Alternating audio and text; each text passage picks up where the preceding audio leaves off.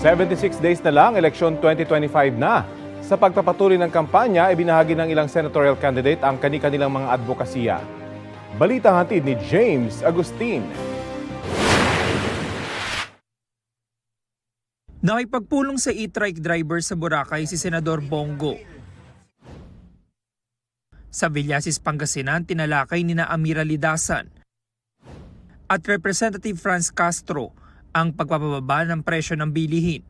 Ang mga pangangailangan ng mga residente sa Zamboanga City ang binigyang pansin ni Senadora Amy Marcos. Inihayag ni Manny Pacquiao sa Bataan ng kanyang suporta sa Bataan-Cavite Interlink Bridge Project.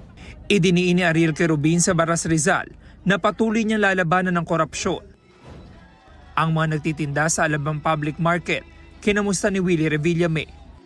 Ang matibay na pamamahala ang ibinida ni Senador Francis Tolentino sa Pasay.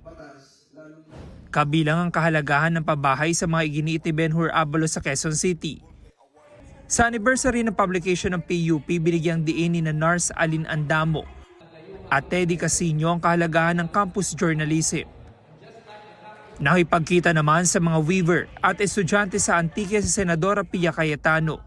Si Atty. Jimmy Bondoc bumisita kay Puerto Princesa, Palawan Mayor Lucilo Bayron. Si Senador Bato de la Rosa nag-ikot sa Gensan, pagbubutihin pa raw niya ang serbisyo sa bansa. Patuloy naming sinusundan ang kampanya ng mga tumatakbong senador sa eleksyon 2025. James Agustin, nagbabalita para sa GMA Integrated News.